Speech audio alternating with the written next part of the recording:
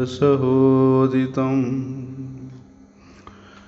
श्रीनन्दनन्दनं वन्दे राधिका चरणद्वयं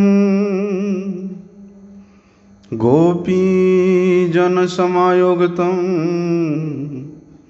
बृन्दावनमनोहरं गुरवे गौरचन्द्राय राधिकाय तदालये कृष्णाय कृष्णभक्ताय तद्भक्ताय नमो नमः।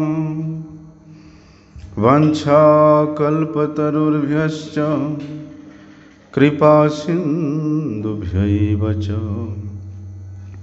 पतितानं पावनेभ्यो वैष्णवेभ्यो नमो नमः। पतितपावन परम करुणामय परम आराध्यतम गुरुपाद पद्म ओम विष्णुपाद परमहंस परिव्राजकाचार्य अष्टोत्तर शत श्री श्रीमद् शिल भक्ति वल्लभ तीर्थ गोस्वामी गुरु महाराज के चरण कमल में अनंत कोटि साष्टांग दंडवत प्रणाम करते हुए उनकी अहेतु की कृपा प्रार्थना करता हूँ।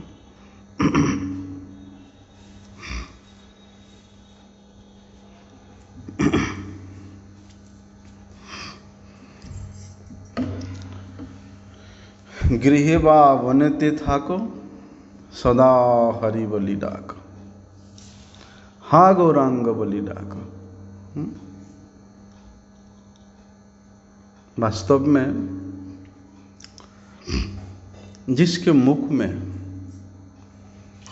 नित्य निरंतर श्री गौरांग महाप्रभु के नामों का कीर्तन होता है, जिनके हृदय में श्री गौरांग महाप्रभु जी के मधुर लीलाओं का चिंतन होता है, जिनके चक्षुओं में श्रीमन महाप्रभु जी के इस मधुराति मधुर लीला से सुसंपन्न लीलाओं का दर्शन होता है, जिनके इस गात्र उस नित्य चिन्मय धाम में अवस्थित होता है। वास्तव में ऐसे वैष्णव जनों के, ऐसे भक्त जनों के संग प्राप्त करना प्रत्येक मंगलकांक्षी व्यक्ति का, जीव का आकांक्षा होना चाहिए। श्रीमन महाप्रभु वे साक्षात ब्रजेंद्र नंदन श्री कृष्ण है। श्रीमन महाप्रभु जी को अपने भगवत्ता का प्रमाण देने के लिए किसी की आवश्यकता नहीं है।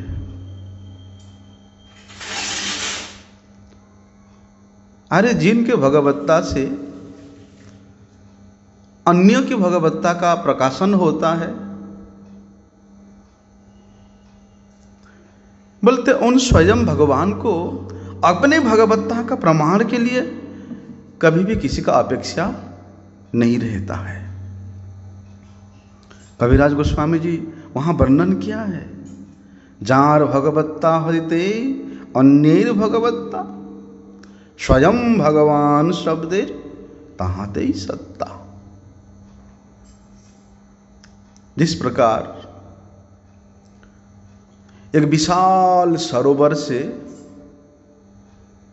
असंख्य धारा प्रवाहित तो होता रहता है, ठीक उसी प्रकार भगवान श्री चैतन्य देव से, जो कि ब्रजेंद्र नंदन अभिन्न है, उनसे भी असंख्य अवतार प्रकट होते हैं। इसलिए वे गौरांग महाप्रभु, वे ब्रजेंद्र नंदन कृष्ण, वे परतत्व है।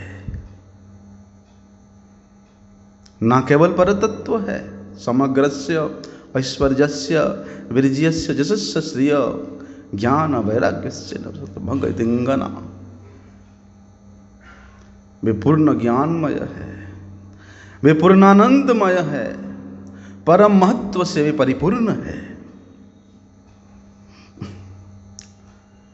इसलिए जितने भी अवतार हुए हैं वे समस्त अवतार उस परम पुरुष के अंश है, कला है।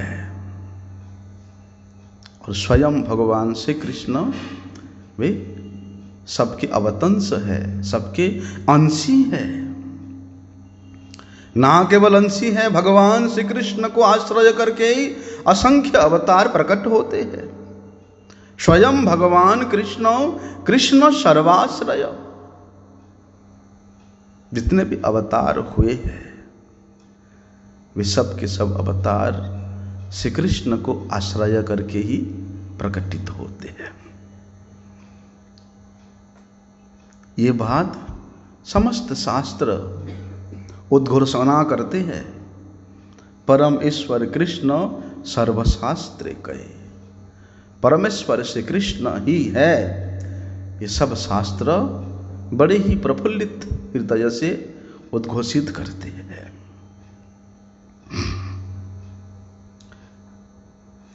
इसलिए वे परमेश्वर ब्रजेंद्र नंदन भगवान श्री कृष्ण वे अकेले ईश्वर है, और जितने भी बाकी है वे सब उनके भृत्य है,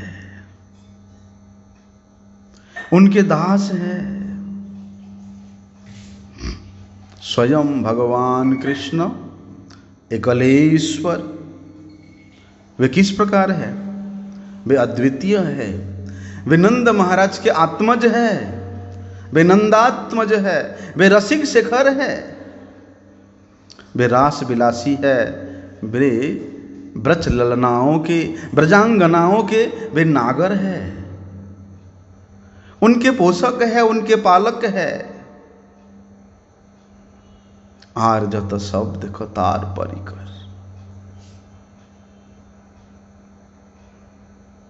अरे लक्ष्मी के मन को कौन हरण कर सकता है?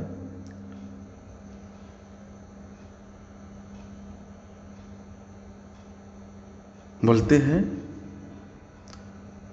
भगवान विष्णु के वक्ष विलासिनी लक्ष्मी भी ब्रजेंद्र नंदन श्री कृष्ण के माधुरिमा को आस्वादन करने के लिए लालायित होती है। अर्थात कृष्ण स्वयं लक्ष्मी के मन को भी हरण करते हैं। लेकिन नारायण, भगवान नारायण क्या कभी कोई ब्रज के गोपी के मन को हरण कर सकते हैं? असंभव है। वहां प्रकट हुए थे पैठा में, स्वयं श्री कृष्ण ही नारायण स्वरूप में वहां विराजमान हुए। क्या हुआ? समस्त गोपियां जाते हैं, बस प्रणाम करके निकल जाते हैं। इसलिए स्वयं भगवान कृष्ण गोविंद पर नाम, वे गोविंद अनादिरादि गोविंद, वे स्वयं भगवान है। उनके धाम किस प्रकार है? गोलोक नित्य धाम, जो कि समस्त प्रकार के ऐश्वर्य से परिपूर्ण है।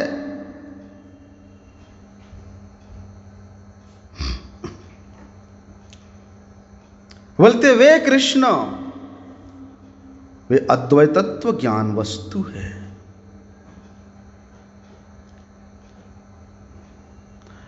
वे अद्वैतत्व जो वस्तु है वे भी कृष्ण को ही आश्रय करते हैं। वे ही कृष्ण का स्वरूप है, जिसको शास्त्र में ब्रह्म, परमात्मा और भगवान के रूप में वर्णना करते हैं। ब्रह्म, आत्मा, भगवान, तीन तार रूप। इस प्रकार श्रील कविराज गोस्वामी जी ने भगवान श्री कृष्ण को ही परमेश्वर के रूप में सर्वशास्त्र विदित, सर्वशास्त्र प्रमाणित, सर्वशास्त्र उल्लेखित प्रमाणों को लेकर के वे उल्लेखित करते हैं। इतना ही नहीं, श्रीमद् भागवत क्या कहते हैं? वदन्ति तस्तत्त्वविदस्तत्त्वं यद ज्ञानमद्वयं ब्रह्मेति परमात्मेति भगवानिति शब्दते। वे श्री कृष्ण ही ब्रह्म के रूप में, परमात्मा के रूप में, भगवान के रूप में अपने प्रकाश डालते हैं। वहां कहते हैं एते चांस कला पुंस कृष्णस्तु भगवान स्वयं इंद्रारिर्व्याकुलम लोकम मृजंती जुगे जुगे। श्रीमद् भागवत में भी ब्रजेंद्र नंदन श्री कृष्ण को परम तत्व के रूप में, अद्वय ज्ञान तत्व के रूप में, पर के रूप में, परमेश्वर के रूप में उल्लेखित करते हैं। ब्रह्मा जी स्वयं ब्रह्म संहिता में वर्णन करते हैं, ईश्वरः परमः कृष्ण सच्चिदानंद विग्रह अनादिरादि गोविंद सर्व कारण कारण। वे गोविंद ही, वे श्री कृष्ण ही सब कारणों की परम कारण है।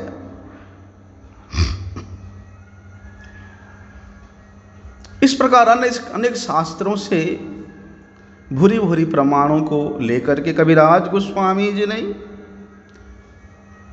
श्री कृष्ण को ही परम तत्व के रूप में, परम परात्पर ज्ञान तत्व ब्रजेंद्र नंदन श्री कृष्ण को ही परमेश्वर के रूप में प्रतिपादित करते हैं। बोलते वे परात्पर परमेश्वर भगवान श्री कृष्ण ब्रजेंद्र नंदन वे स्वयं भगवान है, लेकिन वे भी राधा भाव द्युति सुवलित श्री कृष्ण चैतन्य के रूप में इस नदिया नगर में सची माता के गर्भ में आविर्भूत हुए हैं। क्या कहते हो? नंद सुत बलि जारे भागवते को श्री कृष्ण अवतीर्ण चैतन्य गोसाई। बोलते वे नंद सुत श्री कृष्ण ही श्री चैतन्य महाप्रभु के रूप में अवतीर्ण हुए हैं। श्रीमद् भागवत ही स्वयं उल्लेखित करती है। बोलते वे चैतन्य गोसाई के, वे सचिनंदन गौर हरि के। ये तत्व निरूपण कहाँ जाकर के परिलक्षित होता है? स्वयं भगवान कृष्ण ब्रजेंद्र नंदन चैतन्य गोसाई यही तत्व निरूपण। बोलते हैं वही कृष्ण, वही ब्रजेंद्र नंदन कृष्ण परम अवतारी है। वे अवतारी श्री कृष्ण ही वर्तमान चैतन्य रूप में कली काल में अवतरित हुए हैं। आपने चैतन्य रूपे कैल अवतार श्री कृष्ण ही स्वयं श्री चैतन्य देव के रूप में अवतरित हुए हैं। इसलिए चैतन्य देव कौन है? वे चैतन्य देव ही परतत्व की सीमा है। श्री कृष्ण अवतीर्ण श्री कृष्ण चैतन्य, वे ब्रजेंद्र नंदन श्री कृष्ण ही स्वयं चैतन्य महाप्रभु के रूप में अवतरित हुए हैं और अपने जितने भी परिकर गण हैं, अपने जितने भी चरण अनुजाई गण हैं, उन सबको वे धन्याति धन्य करते हैं। वे सबको प्रफुल्लित करते हैं, सबको आनंदित करते हैं, सबका मंगल विधान करते हैं। इसलिए ईश्वर तत्व चैतन्य तत्व ही है। श्री चैतन्य देव ही परमेश्वर है। एकला ईश्वर तत्व चैतन्य भक्त भाव मयतार शुद्ध कलेवर।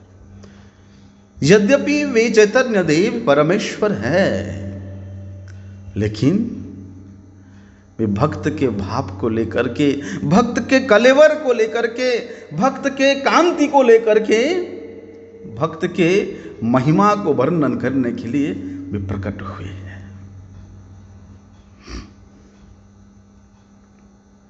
इसलिए शास्त्र वर्णन करते हैं, स्वयं भगवान श्री कृष्ण चैतन्य गोसाई जगन्नाथ नृसिंह सह किछु भेद नाही। जो जगन्नाथ है, जो नृसिंह देव है, वे ही चैतन्य देव है। इसलिए श्रीमन महाप्रभु अपने लीला के अंतर्गत में ही भगवान के अनेक अवतारों का दर्शन कराए हैं भक्तों को, कभी वराह के रूप में, कभी नृसिंह के रूप में, कभी नारायण के रूप में, कभी षडभुज के रूप में। क्यों? क्योंकि तमाम अवतारों के मूल स्रोत है श्री चैतन्य देव, श्री चैतन्य गोसाई। वहां कहते कविराज गोस्वामी, यद अद्वैतम ब्रह्मोपनिषदि तदप्यस्य तनुभाव यवान्तांतर्जाम पुरुष इति सोत्स्यांश विभवः षडैश्वर्य पूर्णो जयः भगवान स स्वयमयम् न चैतन्यात् कृष्णात् जगति परतत्वं परमिह। उपनिषद गण वर्णन करते हैं। उपनिषद में जिस अद्वैत ब्रह्म जिसको कहते हैं, वे अद्वैत ब्रह्म क्या है? हमारे प्रभु श्री चैतन्य देव के अंग कांति है, जिनको योग शास्त्र में अंतर्जामी के रूप में वर्णन करते हैं। योग शास्त्र जिनको परमात्मा के रूप में वर्णन करते हैं, वे परमात्मा, वे अंतर्जामी पुरुष हमारे प्रभु श्री गौर सुंदर के अंश स्वरूप है, जिनको ब्रह्म के आश्रय के रूप में, परमात्मा के आश्रय के रूप में वर्णन करते हैं। उन ब्रह्म के भी अंशी, उन परमात्मा के भी अंशी स्वरूप षडैश्वर्य पूर्ण भगवान हमारे श्री चैतन्य देव है। हमारे प्रभु ही स्वयं भगवान है। इसलिए श्री चैतन्य महाप्रभु के अलावा श्री चैतन्य देव की अपेक्षा इस जगत में और परतत्व दूसरा कोई नहीं है। कविराज गोस्वामी जी स्वयं इस श्लोक का रचना करके वे बताते हैं, ज्ञानी गणोपास्य, ज्ञानियों के उपास्य क्या है? ब्रह्म। जगी जनोपास्य, जोगियों के उपास्य परमात्मा। बोलते उस ब्रह्म के, उस परमात्मा के अंशित्व, परमत्व, षडैश्वर्य पूर्णम, उनके स्वरूप को प्रकाशित करने वाले कौन है? स्पष्ट रूप से श्री चैतन्य देव ही है। कहां तक बताएं? षडगोस्वामीगण से रूप,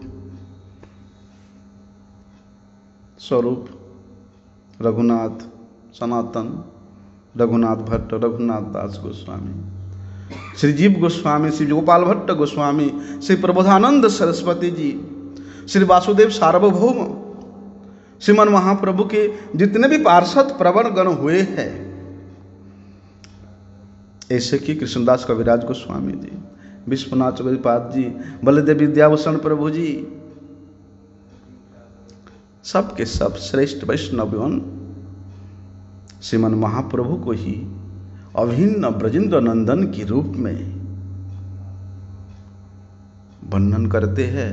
ना ही वर्णन करते हैं, शत सहस्र बार, हजार हजार बार श्रीमन महाप्रभु जी के उस परम तत्व का अनुभव करके, दर्शन करके, उनके महिमा को वे अपने मुख से गान करते हैं, वर्णन करते हैं।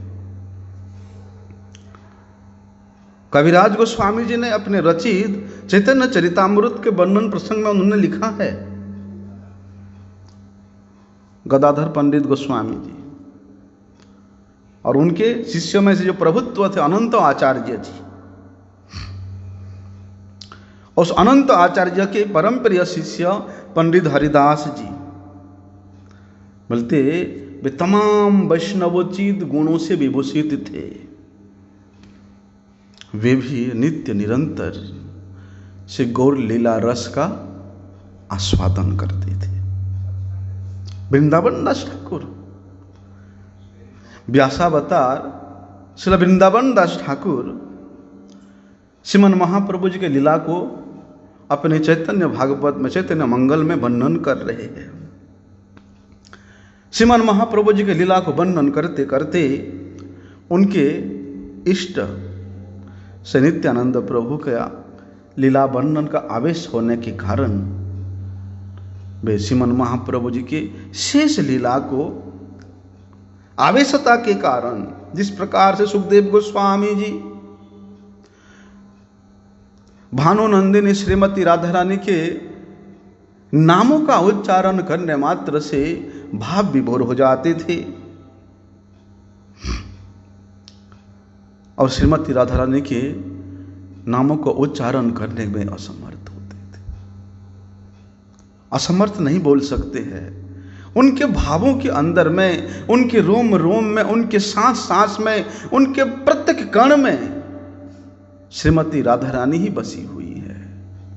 प्रेम के आधिक्यता के कारण यद्यपि वे नामों को उच्चारण करने में समर्थ नहीं हो रहे थे, इसका मतलब ये नहीं कि वे राधा रानी के नाम को नहीं उच्चारण करते थे। नित्य निरंतर श्रीमती राधा जी ही उनके रोम रोम में बसे हुए थे। राधा राधा। कौन कहता है श्रीमद् भागवत में राधा रानी का नाम नहीं है? अरे आदि से लेकर अंत तक, मध्य से लेकर तक सब जगह श्रीमती राधा रानी की महिमा का तो वर्णन है।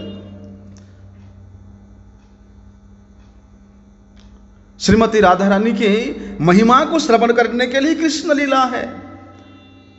श्री कृष्ण लीला क्यों करते हैं? अपने भक्त प्रवर, अपनी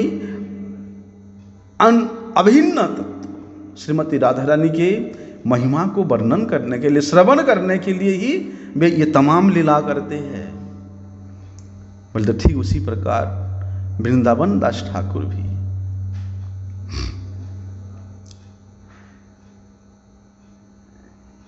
अपने इष्ट देव श्री नित्यानंद प्रभु के लीला वर्णन के आवेश में आवेशित होने के कारण श्रीमन महाप्रभु जी के अंत लीला वे वर्णन करने में सक्षम नहीं हो पा रहे थे।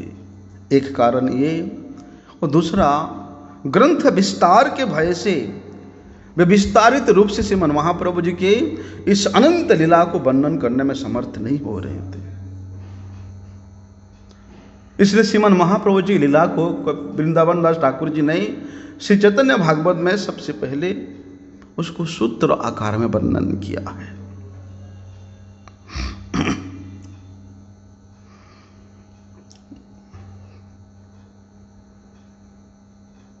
अन्यथा भगवान के लीला, श्रीमन महाप्रभु के लीला जो कि अनंत है, अपार है, ऐसा कोई ग्रंथ नहीं है, ऐसा कोई शास्त्र नहीं है कि उस अनंत अपार लीला को वे धारण कर सके। इसलिए जो ग्रंथों में हम लोग भगवान के इन लीलाओं का श्रवण करते हैं, पठन करते हैं, वो केवल सूत्र आकार में है। अनंत देव जी अनंत कालों से, अनंत मुखों से, अनंत जिह्वा से उस अनंत ईश्वर भगवान के लीलाओं का वर्णन कर रहे हैं, अनंत कालों से करते आ रहे हैं। लेकिन वे भी कहते हैं कि अभी तो मैंने भगवान के उस अनंत ऐश्वर्य माधुर्यमय लीला का एक बिंदु मात्र स्पर्श किया है। जो अनंत देव अनंत मुखों से, अनंत काल से भगवान की लीलाओं का वर्णन करते आ रहे हैं, फिर भी नहीं पार पा रहे हैं। और ऐसा कोई ग्रंथ है जो भगवान की अनंत अपार लीलाओं को धारण कर सके?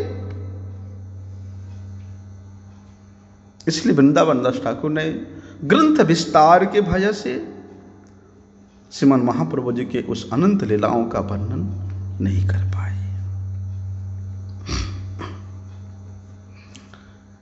इसलिए श्रीमन महाप्रभु जी के जितने भी लीला है, शेष लीला है, उसको विस्तार रूप से श्रवण करने का इच्छा श्रीमन महाप्रभु जी के भक्तों में प्रबल रूप से प्रकटित होता है, क्योंकि वृंदावन दास ठाकुर जी ने श्रीमन महाप्रभु जी के उस लीलाओं को सूत्र आकार में संक्षिप्त रूप से वर्णन किया है। लेकिन उस लीला को श्रवण करने मात्र से मन में ऐसा लोभ जागरित होता है, ऐसा उत्साह जागरित होता है कि श्रीमन महाप्रभु जी के इस विस्तार लीला को और श्रवण किया जाए, और पठन किया जाए, और चिंतन किया जाए। इसलिए विशेष रूप से श्रीमन महाप्रभु जी के शेष लीला को श्रवण करने की इच्छा से उस समय वृंदावनवासी जितने भी श्रेष्ठ भक्त वृंद थे, वे सब अत्यधिक उत्कंठित होकर के श्री कृष्णदास कविराज गोस्वामी जी के पास पहुंचते हैं और कविराज गोस्वामी जी के चरणों में पतित होकर के उनसे अनुनय विनुनय करते हैं। किस लिए? कि हे वैष्णव ठाकुर, आप ही श्रीमन महाप्रभु जी के इन अनंत वैचित्र्य संपन्न लीलाओं को वर्णन कर सकती है। जब समस्त वैष्णव जन कविराज गोस्वामी जी के चरणों में निवेदन करते हैं, अपने इच्छा प्रकाश करते हैं श्रीमन महाप्रभु जी की लीलाओं को श्रवण करने का, तब कविराज गोस्वामी जी ने सबके आशीर्वाद लेकर के श्री राधा मदन गोपाल और श्री राधा मदन मोहन जी के पाद पद्म में जाकर के नतमस्तक होकर के वंदना करते हैं, उनके आदेश का प्रार्थना करते हैं।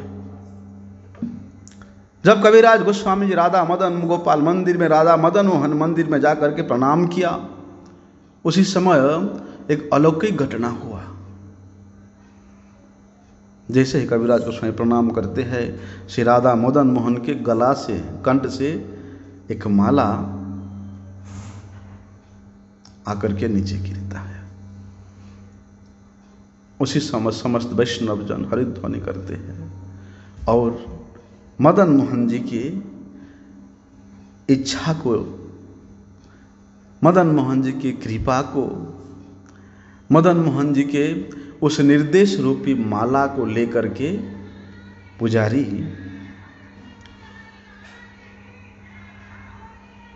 श्री कविराज गोस्वामी जी के गले में पहना देते हैं।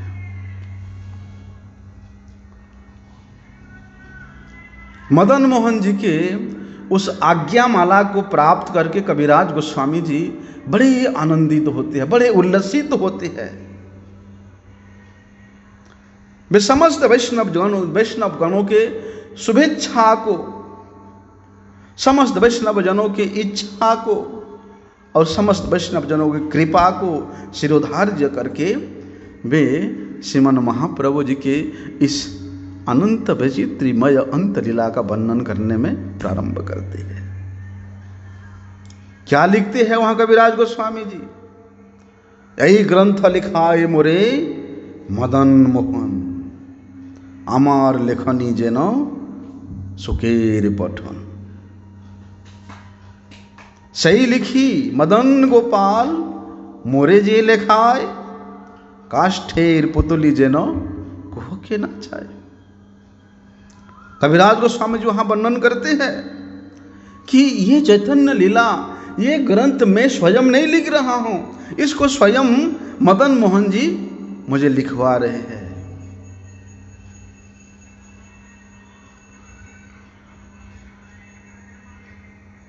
मदन मोहन जी स्वयं लिखवा रहे, मैं तो एक लकड़ी का पुतली जैसा हूं। जिस प्रकार लकड़ी का पुतली होता है, उसके स्वयं के चलने फिरने नाचने का कोई भी सामर्थ्य नहीं होता है, उसको नचाने वाला अपनी उंगलियों के सहारे तार बांध करके, सूता बांध करके, सूत्र बांध करके नचाता है। ठीक उसी प्रकार मदन मोहन जी भी मुझे जिस प्रकार से लिखा रहे हैं, मैं उसी प्रकार से ही लिखा है। पंडित हरिदास गोस्वामी जी, श्री काशीश्वर पंडित गोस्वामी जी, उनके शिष्य श्री गोविंद, श्रीमन महाप्रभु जी के परम प्रिय सेवक यादवाचार्य जी। यादवाचार्य गोस्वामी कौन थे? इस रूप गोस्वामी जी के परम प्रिय संगी थे। भूगर्भ गोस्वामी गदाधर पंडित गोस्वामी जी के साक्षात शिष्य थे। चैतन्य दास, मुकुंदानंद चक्रवर्ती, श्री प्रेमी कृष्णदास, श्री शिवानंद चक्रवर्ती, ये अद्वैत आचार्य जी के शिष्य थे।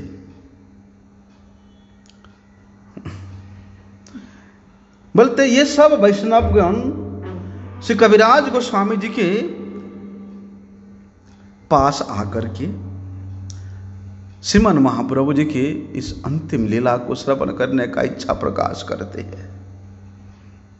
और वैष्णव जनगणों की अत्यधिक इच्छा, शुभेच्छा के कारण, क्योंकि भगवान का इच्छा अपने भक्तों के इच्छा के अनुसार परिचालित होती है। भगवान की स्वयं का कोई इच्छा नहीं है। इसलिए भगवान के इस परम प्रिय भक्त जनों का इच्छा हुआ तो मदन मोहन जी स्वयं उस इच्छा को कविराज गोस्वामी जी को निमित्त बना करके पूर्ण कर रहे हैं। श्रील वृंदावन दास ठाकुर जी ने श्री चैतन्य मंगल में, वही चैतन्य मंगल को ही बाद में श्री चैतन्य भागवत के रूप में रूपांतर किया गया। बोलते उस चैतन्य भागवत में एक वृंदावन दास ठाकुर जी ने जो चैतन्य लीला का वर्णन किया, बोलते उसी के आधार पर, उसी के परिशिष्ट स्वरूप कविराज गोस्वामी जी ने श्री चैतन्य चैतन्य चरितामृत ग्रंथ का रचना किया है। उन्होंने धन्यतापूर्वक लिपिबद्ध किया है कि मैं तो वृंदावन दास ठाकुर जी के द्वारा जो रचना किया हुआ है उसी को ही मैं आस्वादन कर रहा हूं।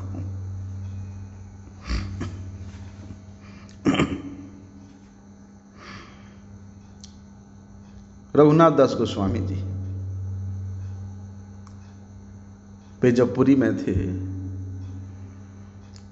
श्रीमन महाप्रभु जी का खूब सेवा प्राप्त किया, खूब दर्शन प्राप्त किया। और श्रीमन महाप्रभु जी के परम प्रिय पार्षद श्री स्वरूप दामोदर गोस्वामी जी और श्री राय रामानंद जी के भी वे प्रचुर संग प्राप्त किया। इतना ही नहीं, रघुनाथ दास गोस्वामी जी श्री स्वरूप, इसलिए उनको स्वरूपे रघु के रूप से बुलाते हैं। श्रीमन महाप्रभु जी ने रघुनाथ दास गोस्वामी जी को स्वरूप दामोदर गोस्वामी जी के हाथों में सौंप दिया था। और स्वरूप दामोदर गोस्वामी कौन है? श्रीमन महाप्रभु जी की परम प्रिय पार्षद, जो 24 घंटा श्रीमन महाप्रभु जी के संग में ही उनके सेवा करते हैं। इसलिए उन स्वरूप दामोदर गोस्वामी जी की अत्यधिक सेवा सौभाग्य लाभ करके श्री रघुनाथ दास गोस्वामी जी श्रीमन महाप्रभु जी के इस अलौकिक लीलाओं को वे श्रवण करते थे, मनन करते थे, चिंतन करते थे, उसको अनुभव करने का सौभाग्य प्राप्त किया। लेकिन श्रीमन महाप्रभु जी अपने नित्य धाम को प्रयाण करते हैं। स्वरूप दामोदर गोस्वामी जी अप्रकट होते हैं। ऐसी अवस्था में रघुनाथ दास गोस्वामी जी और पूरी नीलाचल में अवस्थान नहीं कर पाए और वे देहपात करने की इच्छा से, शरीरपात करने की इच्छा से वे वृक्ष में आते हैं और इच्छा होता है कि गिरि गोवर्धन के ऊपर चढ़ करके मैंने वहां से कूद के अपने शरीर को त्याग दूंगा। लेकिन श्रीमन महाप्रभु जी का क्या इच्छा है? ब्रज में आकर के विश्वरूप गोस्वामी जी और सनातन गोस्वामी जी का कृपा प्राप्त करते हैं और रूप सनातन ने रघुनाथ दास गोस्वामी जी को अपने तृतीय भ्राता के रूप में उनको विशेष प्रेम प्रदान करते हैं, विशेष संग प्रदान करते हैं। इसलिए रूप और सनातन गोस्वामी जी के संग प्राप्त करके भी रघुनाथ दास गोस्वामी जी ने श्रीमन महाप्रभु जी के उस चरित्र को, उस लीला कथा को वे नित्य निरंतर श्रवण करते थे। बोलते कविराज गोस्वामी जी ने वही रघुनाथ दास गोस्वामी जी के मुख से श्रीमन महाप्रभु जी के उन लीलाओं को श्रवण किया और उन लीलाओं को भी श्री चैतन्य चरितामृत के ग्रंथ के रूप में प्रकाशित करते हैं।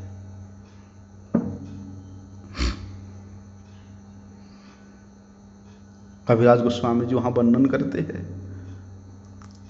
चैतन्य लीला सार, चैतन्य लीला रत्नसार, स्वरूपेर भंडार,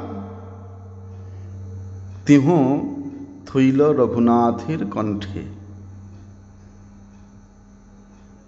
बोलते रत्नों की भी सार है श्री चैतन्य लीला,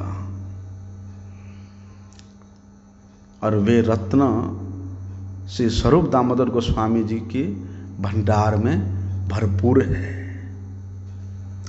बोलते वे रत्न के भंडार को स्वरूप दामोदर गोस्वामी जी ने रघुनाथ दास गोस्वामी जी के कंठ में रख दिया। तहां किछु जे सुनिल तहां यहाँ विस्तारिल भक्तगणे दिलो। कविराज गोस्वामी वर्णन करते हैं, बोलते वही रत्न को श्री रघुनाथ दास गोस्वामी जी के मुख से श्रवण करके मैंने इस लीला को विस्तार रूप से वर्णन किया है। और जिन गौरगत प्राण वैष्णवजन भक्तगण श्रीमन महाप्रभु जी के उस अनंत ऐश्वर्य मिश्रित माधुर्य मिश्रित लीलाओं को श्रवण करने का इच्छा प्रकाश किया, उनको वे भेंट देते हैं, उनको समर्पित करते हैं। श्रील स्वरूप दामोदर गोस्वामी श्रीमन महाप्रभु जी के शेष लीला को कर्चा के रूप में प्रकाशित किया। कहाँ प्रकाशित किया? उसको स्वरूप दामोदर गोस्वामी जी का कर्चा के रूप में जाना जाता है। कहाँ प्रकाशित किया? उसको ग्रंथ के रूप में नहीं, रघुनाथ दास गोस्वामी जी के कंठ में प्रकाशित किया। हम लोग तो देखते हैं, श्रवण करते हैं, ग्रंथ का प्रकाशन होता है, लेकिन स्वरूप दामोदर गोस्वामी जी ने रघुनाथ दास गोस्वामी जी के रूप में उनके कंठ में प्रकाशित किया और उनके द्वारा ही जगत में गौर लीला को प्रचार किया। इसलिए स्वरूप दामोदर गोस्वामी जी के द्वारा जो कर्चा प्रकाशित हुआ था वो कोई ग्रंथ के आकार में प्रकाशित नहीं हुआ था, लेकिन मर्म ये है कि उन कर्चा के मर्म को रघुनाथ दास गोस्वामी जी के मुख से श्रवण करके ग्रंथकार श्रील कविराज गोस्वामी जी ने निरपेक्ष रूप से उन समस्त लीलाओं का वर्णन करने का प्रयास किया। कहते हैं इसीलिए अत्यधिक श्रद्धायुक्त होकर के, श्रद्धा समन्वित होकर के जो इस चैतन्य लीला को श्रवण करता है उसको श्री कृष्ण के चरणों में प्रीति प्राप्त होता है। वे कृष्ण प्रीति प्राप्त करने में समर्थ होते हैं। कहते हैं वहां पर कविराज गोस्वामी जी कि वे अत्यंत वृद्धावस्था हो गया था उनका, जराजीर्ण अवस्था हो गया था। इतनी वृद्धावस्था में इतना विस्तार ग्रंथ का रचना करना संभव नहीं था। उनके आंखों में भी ठीक से नहीं दिख रहा था, उनके कानों में भी ठीक से नहीं सुन रहा था, लेकिन मदन मोहन जी ने जो श्रवण कराया उसको भी लिखिए। और वैष्णव गणों के शुभेच्छा अनुसार उनको उन्होंने लिपिबद्ध करके अत्यधिक दैन्य के साथ श्रोत पारंपर्यानु शरण आदर्श बक्ष्यमान रूप को प्रदर्शन करते उन्होंने उस ग्रंथ को समर्पित किया है। कोई कहते हैं अरे चैतन्य चरितामृत में तो इतनी सारी श्लोक है, सारी श्लोक ही श्लोक है, वो किसके समझ में आएगा? यदि क्या हो हेन कहे ग्रंथ कैल श्लोकमय इतर जने नारीते बुझीते। कविराज गोस्वामी जी ने जो ग्रंथ रचना किया चैतन्य चरितामृत, वो तो सारी श्लोक ही वर्णन किए, इतनी सारी श्लोक है उसमें। अगर कोई ऐसा कहता है कि इतनी सारी संस्कृत का श्लोक है, उसको कौन समझ सकता है? लेकिन कहते हैं कविराज गोस्वामी जी, श्रीमन महाप्रभु जी का जो आचरण है, श्रीमन महाप्रभु जी का जो शिक्षा है, श्रीमन महाप्रभु जी का जो सिद्धांत है, श्रीमन महाप्रभु जी का जो भाव है, बोलते उसी को ही वर्णन किया है। प्रभुर सही आचरण सही करी वर्णन, सर्वचित्त नारी आराधिते।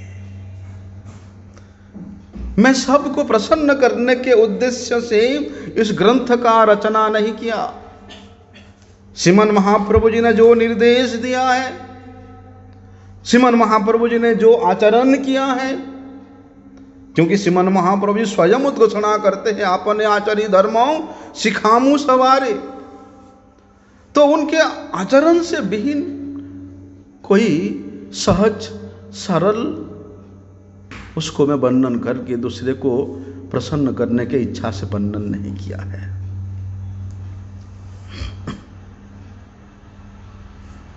चाहे कोई विरोध करे, चाहे कोई अनुरोध करे, श्रीमन महाप्रभु जी के तत्व से, श्रीमन महाप्रभु जी के आचरण से, श्रीमन महाप्रभु जी की शिक्षा से मैं बाहर नहीं जा सकता। कहते वहां पर कविराज गोस्वामी जी, जेवा नहीं जाने के हो सुनिते ही सुनिते से हो कि अद्भुत चैतन्य चरित कृष्ण उपजीवे प्रीति जानी भे रसेर रीति सुनिले बड़ो होए हित। कोई जाने, कोई समझे या ना समझे, अगर इस अद्भुत परम वैचित्र्यमय चैतन्य चरित को, चैतन्य गुण को, चैतन्य महिमा को कोई श्रवण करता है, तो उसका श्री कृष्ण चरणों में प्रीति होता है, प्रेम होता है। रस का क्या रीति है, रस का क्या महिमा है, रस का क्या स्वाद है, वही व्यक्ति ही आस्वादन कर सकता है जो श्रद्धायुक्त होकर के इस चैतन्य चरित को श्रवण करता है। कहते हुए वहां पर सुनिले ही है बड़ा हित, अहित नहीं होता, हित ही होता, मंगल ही होता है। श्रीमद् भागवत की बात ले लो, वेद व्यास जी ने श्रीमद् भागवत में 18,000 श्लोक वर्णन किया। उसका टीका भी संस्कृत में है, श्लोक भी संस्कृत में है, तो उसको लोग कैसे समझते हैं?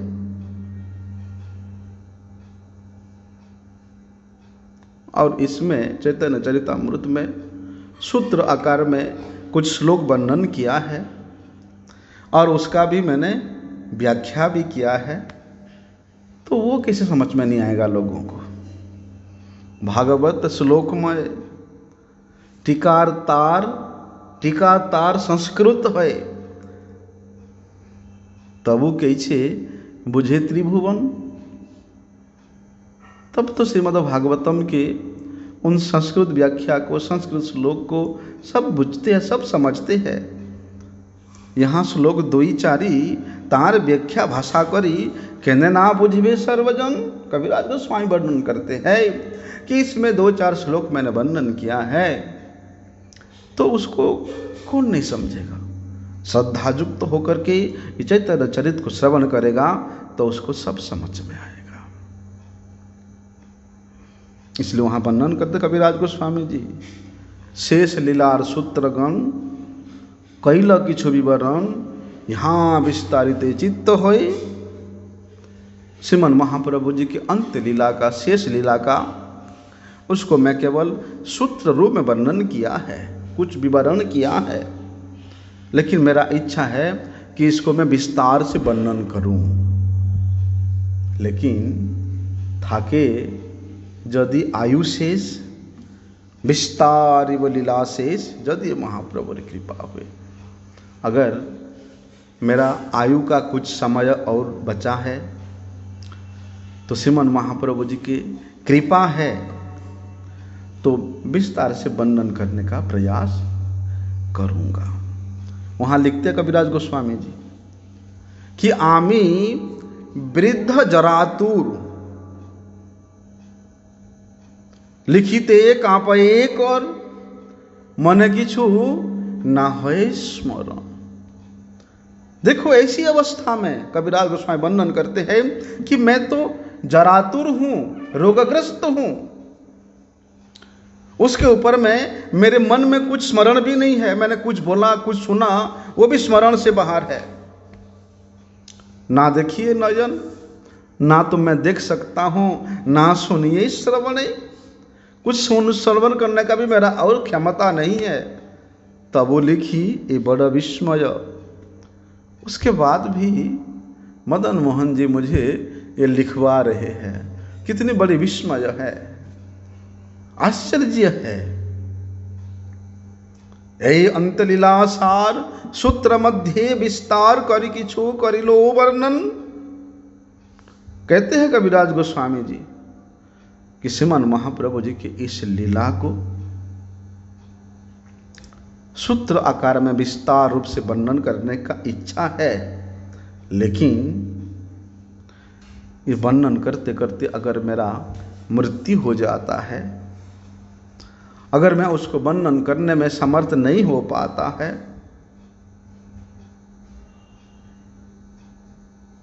तो हे भक्तगण, इसी को ही आप लोग अपने हृदय के धन के रूप में, अपने हृदय के रत्न के रूप में, अपने हृदय के सर्वस्व के रूप में ग्रहण करना। ऐसा कविराज गोस्वामी जी ने चैतन्य चरित का वर्णन किया है। उन्होंने अपना सर्वस्व असमर्थता को प्रदर्शन करते हुए केवल मात्र श्रीमान महाप्रभु जी की कृपा और मदन मोहन जी के आज्ञा और महाप्रभु जी के गौरगद गण वैष्णवों के शुभेच्छा को परिपूर्ण करने की इच्छा से ही वे ये कार्य कर रहे हैं। स्वरूप गोसाई मत रप रघुनाथ जाने जो तो ताई लिखी नहीं मोर दोष। कहते कविराज गोस्वामी जी, मैंने अपनी इच्छा से, अपने सामर्थ्य से, अपने ज्ञान से मैंने कुछ नहीं लिखा। रूप गोस्वामी जी के, रघुनाथ गोस्वामी जी के द्वारा मैंने वर्णन किया हुआ लीला को श्रवण किया, उसी को ही मैंने वर्णन किया, इसमें मेरा कोई दोष नहीं है। इसलिए कविराज गोस्वामी जी वहां पर वर्णन करते हैं कि श्रीमान महाप्रभु जी की ऐसी लीला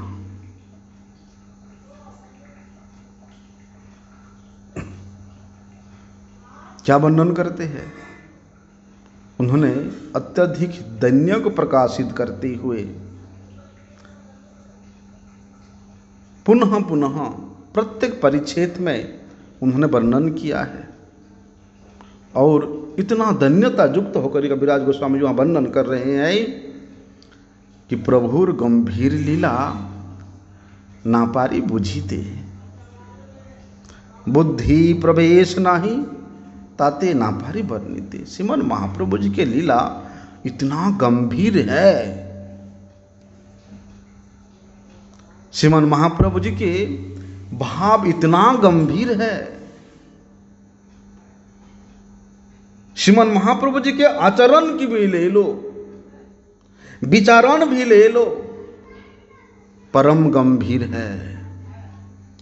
तो कविराज गोस्वामी जी वहां वर्णन करते हैं कि इतना गंभीर है कि वहां तक मेरे बुद्धि का प्रवेश नहीं है, इसलिए मैं कौन होता हूं वर्णन करने के लिए। जिस प्रकार आकाश तो अनंत होता है, लेकिन जिस पक्षी का जितना सामर्थ्य होता है वो वहां तक ही पहुंच पाता है। आकाश अनंत ताते जैसे पक्षीगण, जार जो तो शक्ति तो करे आरोहण। जिस पक्षी का जितना शक्ति है वो उस अनंत आकाश में वहीं तक ही वे उड़ पाता है, आरोहण कर पाता है। बोलते ठीक उसी प्रकार श्रीमन महाप्रभु जी की लीला भी अनंत है, अपार है। मैं एक साधारण जीव होकर के उस अनंत अपार लीलाओं को वर्णन कर पाऊंगा, ऐसा दुर्बुद्धि मेरा नहीं है, क्योंकि वहां तक मेरा बुद्धि पहुंचता ही नहीं है। लेकिन मेरे बुद्धि के ऊपर श्रीमन महाप्रभु जी का कृपा बैठ करके, मेरे बुद्धि के ऊपर श्री मदन मोहन जी की आज्ञा बैठ करके मुझे जहां तक वर्णन करा रहे हैं, जहां तक लिखवा रहे हैं, मैं वहीं तक ही वर्णन कर रहा हूं।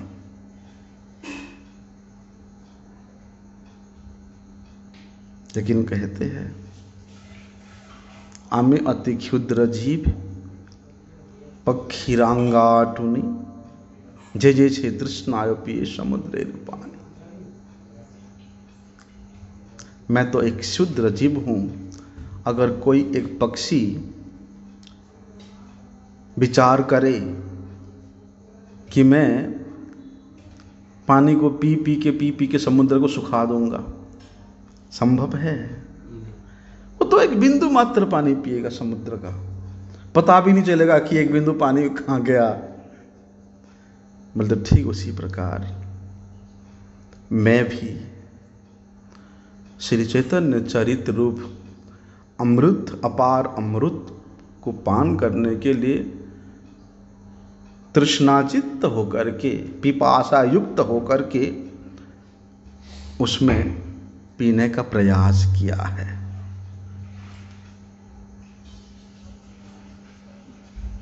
इस प्रकार कविराज गोस्वामी जी ने अत्यंत धन्य के साथ श्रीमन महाप्रभु जी के इन लीलाओं का वर्णन करने के लिए प्रयत्न करते हैं, यत्नयुक्त होते हैं।